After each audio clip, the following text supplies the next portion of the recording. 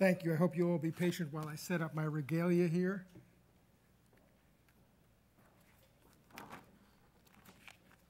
Thank you all for coming out this evening.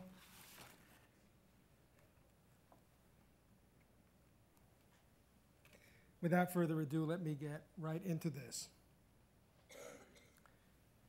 Decades after the Civil War ended, Catherine Stone, whom you see on the screen, published her memoirs of what she called the gay, busy life that she and her wealthy slave-owning family had led on their 1,200-acre plantation in pre-war Louisiana. For members of her family, she recalled, these are her words, there was always something going on. Formal dining, spend the days, evening parties, riding frolics, fox hunts, and to assist with these and other diversions, excuse me, Catherine added, her family had, again her words, quite a corps of servants to keep us well waited on, since naturally no one expected to wait on himself. Each of Catherine Stone's younger brothers also, again her words, owned a little darky in the quarters who would eventually become his body servant. And to generate the wealth that sustained the Stone family's life of, again her words, luxurious ease, some 150 enslaved human beings toiled in the plantation's cotton and cane fields, 6 days a week, week after week, month after month, year after year. The Civil War's outbreak in April of 1861 signaled the beginning of the end of the Stone family's accustomed wealth and comfort. As Catherine was soon confiding to her diary, the fighting between North and South infected slaves with the hope of radical change in their condition. They were therefore, she said, becoming lazy and disobedient, and they were giving a lot of trouble. Her words again, generally. One evening, as Catherine and her relatives sat on the veranda of their plantation home, someone whom she described as a runaway Negro darted past them. And Catherine's brothers leapt to the pursuit, but the desperate fugitive made good his escape. The Stones and their neighbors began to worry that they were, in her words, living on a landmine. Seeking some refuge from these anxieties, Catherine turned, she said, to the fictional works of a then popular 19th century Southern author, Edgar Allan Poe. But with her nerves already frayed, she decided that she was going to avoid his most fearsome pieces, as she puts it. And perhaps, we don't know, but perhaps she chose The Fall of the House of Usher. Well, it's not a particularly grisly story. It's not filled, as are some of the Poe stories, with grim supernatural horrors, which might have made this short story seem a relatively safe distraction from the unsettling events around her. As that story begins, you may recall, Poe's narrator is paying a visit to a friend, a man named Roderick Usher, who is the heir of an old, wealthy, and venerable family, and he's the current master of its imposing Usher mansion. And at first glance, this mansion's massive evidence, says the narrator, gave little token of instability. But its seeming solidity, he goes on to say, concealed a barely perceptible fissure that ran down through it from its roof to its foundation. Poe's narrator, after spending some time chatting with Usher, suddenly hears the mansion's hidden structural fault begin to announce itself. First in a muted tremor, then in a powerful shudder, and then a mounting roar. And finally, as the narrator watches in shock and horror, the mansion's walls begin to tremble. Its barely discernible fissure gapes way open. The walls tumble.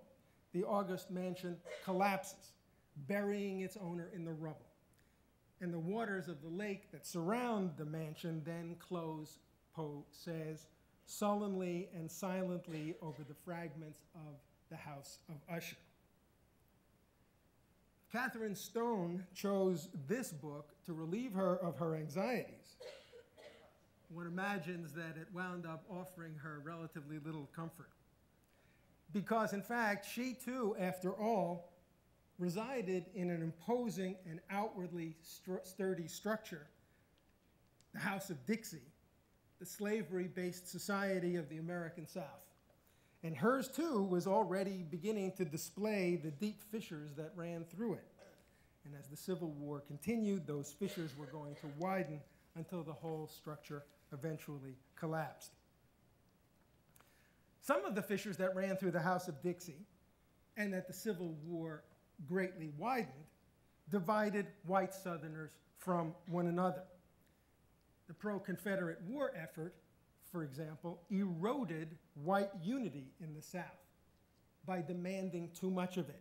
It demanded too much of some slave owners, especially those in the hills and the mountains, where resentment grew that the ever heavier burdens of fighting this war to preserve slavery were failing to accomplish their goal, and meanwhile were falling disproportionately on those with less of a stake in that war. But the war effort also proved too demanding in the eyes of many members of the Southern elite, who proved to be too concerned with safeguarding their individual wealth and privileges to cooperate fully with the Confederate government struggling to protect the interests of slave owners as a whole. And those are aspects of the book that I'm discussing with you today. But this evening, I'd like to talk to you about the most important fissure that ran through the House of Dixie, slavery, and the three ways that slavery figured in the origin and the progress of the Civil War. First of all, as the war's central cause. Secondly, as a crucial source of military power deployed during that war. And third, slavery's erosion during the war and its destruction, both of those things as an eventual Union goal, the destruction of slavery as an eventual conscious, deliberate Union goal. So let's start with cause. As you may know, in a recent national survey, half of all those people, half of all those Americans who were polled denied that slavery was the main cause of the US Civil War. And that view is apparently gaining ground, not losing ground, because among younger people polled, those below 30 years of age, fully 3 out of 5 denied slavery's centrality to the war's origin. But in 1860 and 61, leaders of both the Union and the Confederacy knew and said that slavery and the escalating national dispute over slavery's future was precisely what was leading most of the Southern states to break from and break up the United States, thereby initiating the costliest war in the country's history. Abraham Lincoln noted in his first inaugural address that, quote, "One section of our country believes slavery is right and ought to be extended, while the other believes it is wrong and ought to be extended, and ought not to be extended, and this is the only substantial dispute. Period," close quote. The President of the Confederate States of America, Jefferson Davis, reminded his Congress in 1861, these are his words, "The labor of African slaves was and is indispensable to our prosperity, so that with interests of such overwhelming magnitude imperiled by the election to the presidency of an anti-slavery man like Abraham Lincoln," he meant, "the people of the Southern states," he said, "were driven to the adoption of some course of action to avert the danger with which they were openly menaced. And that course of action, of course, was leaving the Federal Union. Davis was not overstating the stakes for him and his fellow slave owners.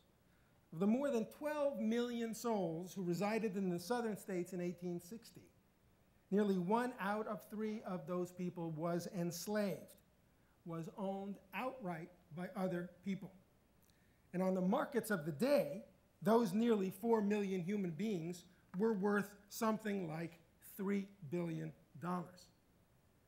That was an immense sum at the time. It was a sum greater than the value of all the farmland in all the states of the South. It was a sum fully 3 times as great as the cost of constructing all the railroads that then ran throughout all the United States, to give you some idea of just what those human bodies were worth.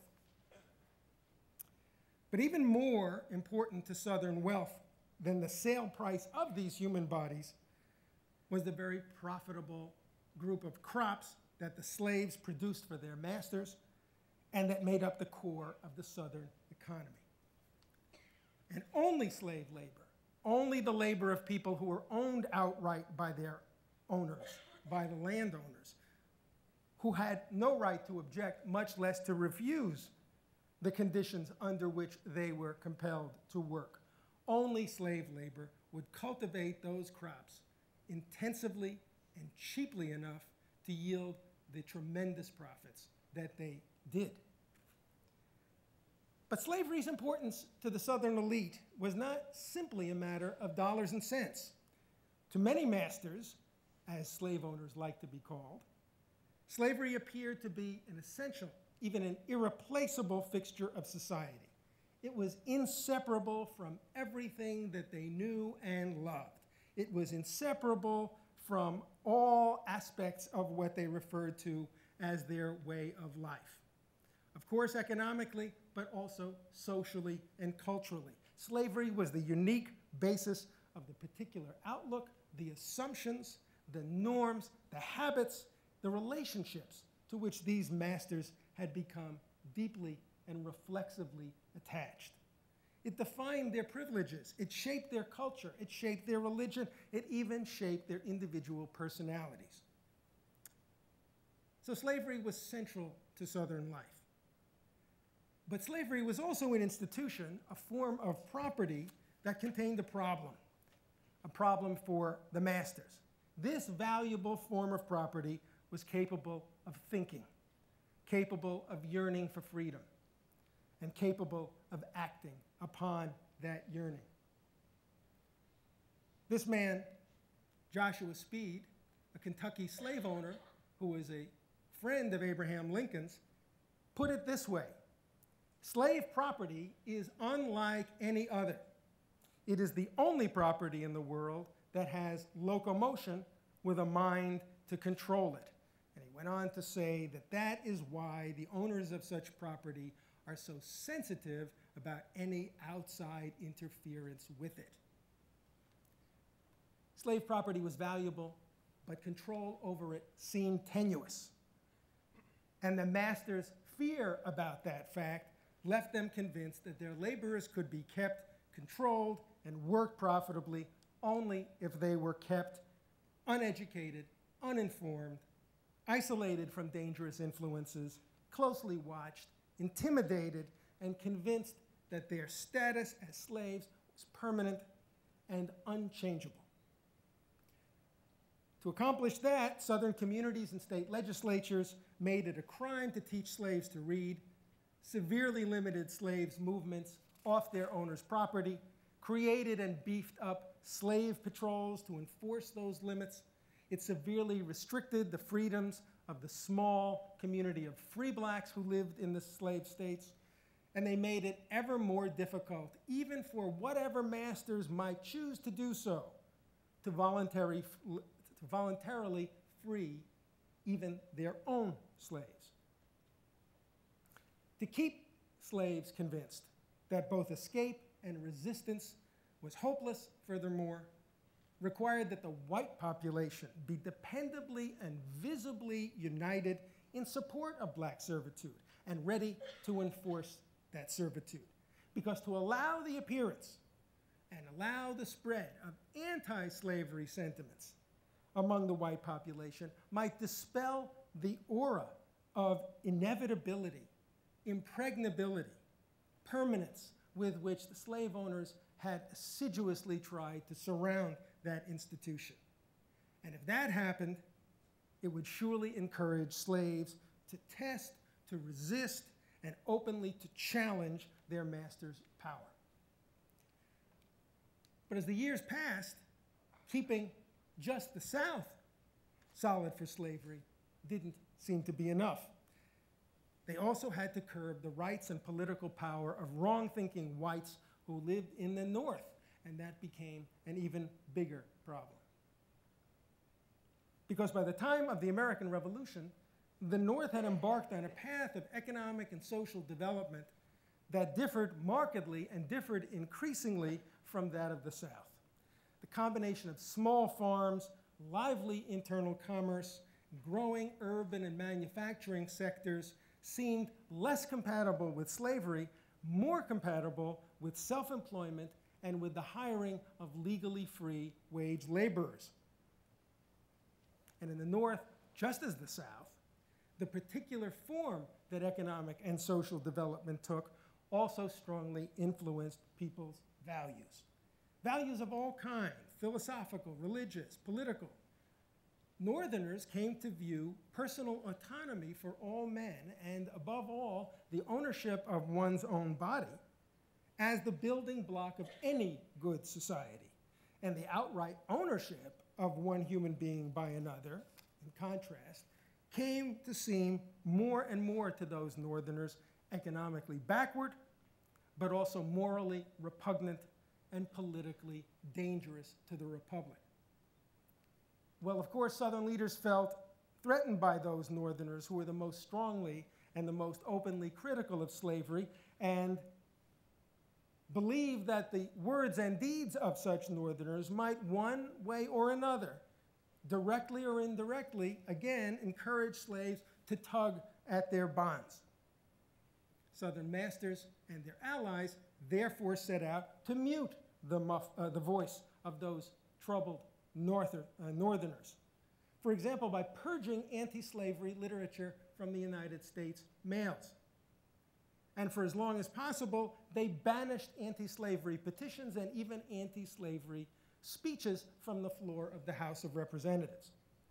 In 1850, they demanded, and they got, a new law that compelled Northern citizens to join posses that were hunting people accused of being runaway slaves who had allegedly escaped into the free states. Most of all, the champions of slavery sought ways to retain the control that they had almost continuously exercised over the federal government since the American Revolution, and to prevent, above all, to prevent others from using the federal government in ways that might harm the slave owners' interests. In doing this, by the way, they were greatly aided by a clause of the Constitution, the so-called 3/5 clause, that gave Southern whites much heavier representation in the House of Representatives than their own numbers otherwise would have warranted. But Southerners also sought to increase their representation in both houses of Congress, as well as in the Electoral Congress, by steadily increasing the number of slave states in the Union. And so it was during the 1840s that they vociferously demanded and lustily cheered both the annexation of Texas and then war with Mexico, which incidentally removed and transferred to the United States fully half of the national terrain of Mexico. And Southerners cheered this war in hopes that the land so acquired would become slave-worked land. Then, in 1854, they pressured Congress into allowing slavery to take root in federally owned territory that Congress had explicitly closed to slavery 30 years later, the Kansas and Nebraska territory acquired during the Louisiana Purchase. Then, during the years that followed, Northerners watched in horror as pro-slavery forces in Kansas employed oppressive laws and extra-legal violence to suppress their local opponents and critics. In 1857, a Supreme Court dominated by Southerners and pro-South Democrats ruled in the famous Dred Scott case that all federal territories were automatically and permanently and irreversibly open to slavery and its expansion into those territories. So this was a massive, rather single-minded, and pretty successful campaign to shore up slavery in the decades before the Civil War. But this campaign failed to smother the sectional conflict. On the contrary, it escalated it. It eventually convinced most Northerners that Southern power meant Northern weakness, that Southern control of the national government meant infringement on Northern interests and Northern liberties, and that therefore only a political party dedicated to stopping the expansion of slavery and containing and rolling back the political domination of the federal government by the slave owners and their allies could protect the rights of the people of the North. That is what the Republican Party came into existence to do. Its platform specifically promised to exclude slavery from all federal territories, as you very well may know, and Republican office holders made clear that if elected, they would turn that promise into government policy. It's important to emphasize at this point, I think, that this issue of slavery in the territories was not confined in its significance to those territories. On the contrary, in the eyes of both slavery supporters and its opponents, slavery's expansion was intimately connected to the future of slavery where it already existed, because both sides of this controversy firmly believed, for both economic and political reasons, that slavery needed to expand in order to survive. Much as a shark, it is said, needs to keep moving in order to keep breathing. Leading Republicans, frankly and openly, for example, hoped that containing slavery geographically would eventually kill it within the states where it already existed, would in effect choke it to death. By preventing slavery from expanding into the territories, Abraham Lincoln repeatedly stated in his debates with Stephen Douglas, I beg your pardon, and at other occasions in the late 1850s, by containing it, we mean, he said, to put it in the course of its ultimate extinction.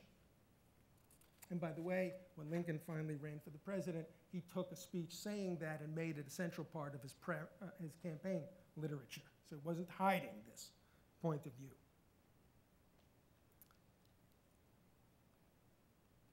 On November 6, 1860, more than 1.8 million voters, nearly all of them Northerners, elected this man, Lincoln, President of the United States.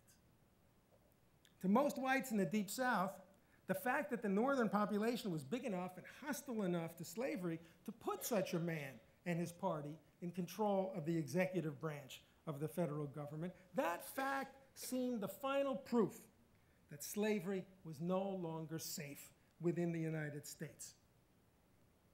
And during late 1860 and early 1861, for that reason, the 7 states of the Deep South, colored on the map in dark blue, all declared themselves out of the Union. And they made no bones about why they were leaving.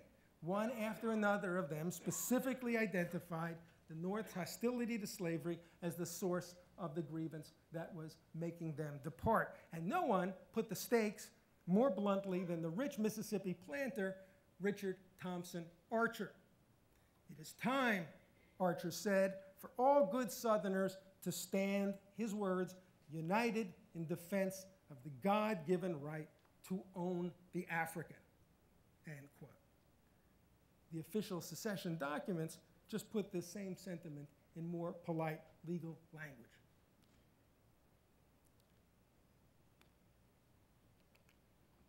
Now, 8 other slave states who had closer ties with the Union remained within the Union, and those are the states colored on the map in front of you in gray and light blue.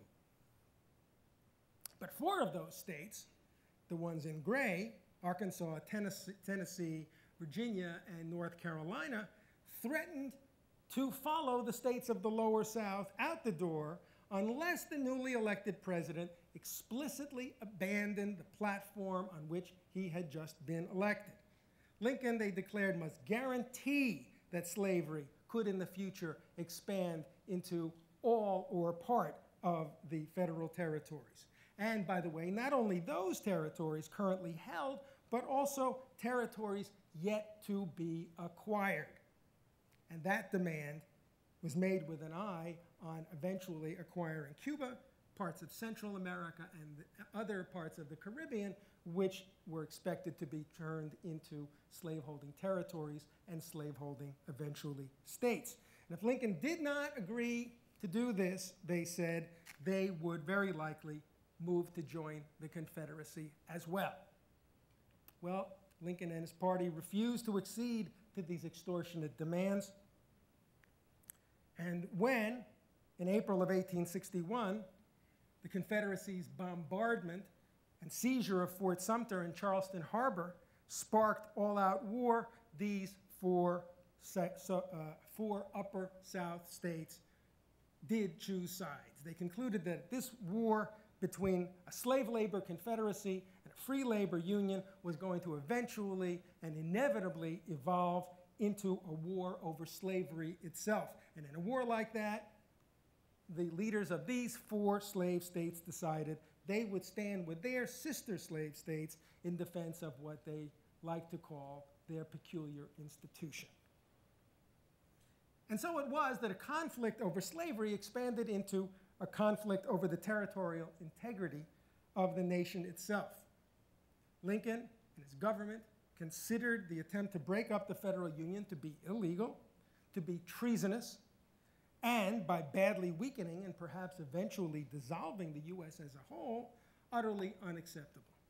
And on that particular question, the preservation of the Union, the need to defend the states of the United States from an armed attempt to destroy it as a nation, the vast majority of those people who lived in the free states, Republicans and non-Republicans alike, agreed wholeheartedly with Lincoln and his party.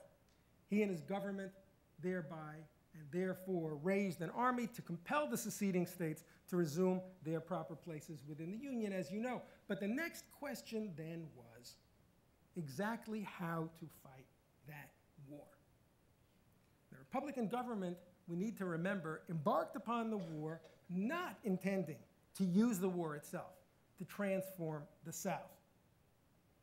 The purpose of the Union war effort in the eyes of its Republican government was simply to keep the slave states within the Union, a union in which the Republicans could then proceed with their plan to slowly, gradually, peacefully, and with compensation, eventually do away with slavery.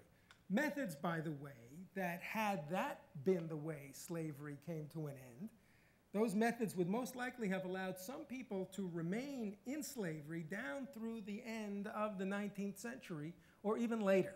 That's how gradual emancipation worked in the 19th century. Lincoln reaffirmed his commitment to this socially conservative war program in December of 1861 in his annual message to Congress, saying, as you see on the screen, in considering the policy to be adopted in suppressing the insurrection, I have been anxious and careful that the conflict shall not descend into a violent and remorseless revolutionary struggle. The Union must be preserved, he continued, but we should not be in haste to determine that radical and extreme measures are indispensable to preserve it. This approach was dictated in Lincoln's mind by 2 assumptions. First, Lincoln assumed that the national government must at all costs retain support of the 4 slave states still within the Union, those in light blue, the so-called loyal border states of Delaware, Missouri, Maryland, and especially Kentucky. And to do that, he believed, the Republicans must not antagonize those states' politically powerful slaveholders, antagonize them by interfering with slavery in the seceding states, at least not interfering with them any more than was absolutely necessary. Lincoln was sure that if he did otherwise, the slaveholders of the loyal border states would pick up and leave as well. Second, Lincoln assumed that only a small minority in the seceding states really supported secession. He and other Republicans believed that the great majority of white Southerners in the Confederacy, non-slaveholders, slaveholders alike, were basically loyal, law-abiding citizens who had been tricked or outmaneuvered into secession by a minority of extremists. Leaving slavery alone would hopefully win them back into the Union. That's the expectation. But after a full year of war, and despite Lincoln's efforts to spare their property and spare their feelings, precious few Confederate slave owners were displaying any active sympathy with the Union or Union policies. And this lack of support from supposedly pro-Union slave owners was all the more worrisome in the light of the bad news that was around that time coming from Virginia battlefields, middle of 1862. And meanwhile, it was becoming painfully clear that Confederate armies were everywhere benefiting greatly from the forced labor performed for them by slaves, building fortifications, emplacing artillery, as you see here in this artist's sketch, carrying weapons, caring for the sick and wounded, tending horses, driving wagons, cooking and cleaning, and sundry other tasks, raising the crops that fed the population and fed the army. More and more Republican leaders now therefore concluded that attempting to fight the war without offending the enemy was impossible. Concluded, on the contrary, that Union armies must become more aggressive, must become more ruthless toward the Confederate leadership and its supporters, and in particular concluded that Union armies must free slaves systematically and in large numbers. They must take slaves away from the Confederacy and use them to strengthen the Union war effort. Slaves like these working on Confederate fortifications in Savannah. How did the Union come to this understanding of the significance of slavery as a military factor?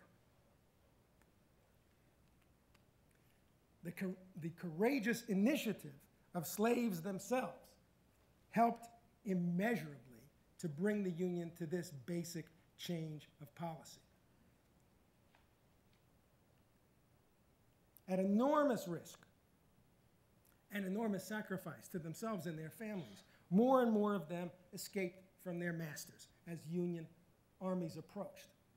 And to do that, they had to evade both enraged owners, reinforced slave patrols, and Confederate armies. And those who succeeded presented themselves before Union soldiers, offering to perform tasks of all kinds, like this young woman identified excuse me, in the photograph you see before you only as a washerwoman who worked for the Union Army in Virginia, tasks of all kinds for the Union war effort in exchange for sanctuary from their owners. Lincoln thus came to recognize this reality, and he changed course. And so, as you know, he issued his Emancipation proclamations, the preliminary one in September of 1862, and the final one on January 1st of 1863, declaring all slaves in the Confederacy to be legally free. Lincoln's attitude toward black men serving in uniform changed under the same pressure. During the first phase of the war, his government categorically rebuffed all attempts by black men to join the fight, to join Union armies. But on this question too, military necessity, the need for more soldiers to fight the war, ultimately proved decisive. Under the pressure of this necessity, Union policy evolved.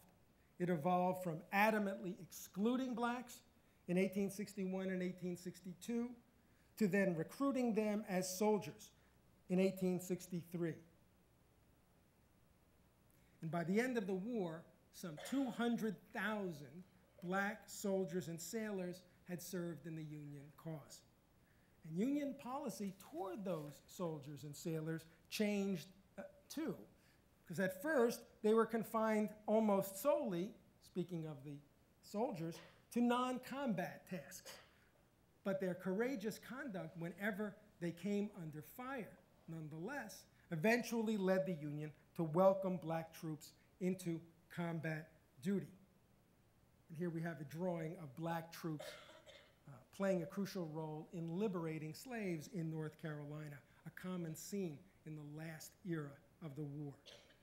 As Lincoln then repeatedly acknowledged, these black soldiers proved crucial to the eventual Union victory. Freeing and recruiting them, Lincoln explained tirelessly, was, he said, the only policy that can or could save the Union. Any substantial departure from this policy, he said, ensures the success of the rebellion. Without the colored force, Lincoln emphasized, we would be powerless to save the Union. Most white Northerners probably embraced wartime emancipation only because it undermined a foe that had sought to destroy their precious Union. But many others came to view slavery's destruction as a worthy goal in its own right.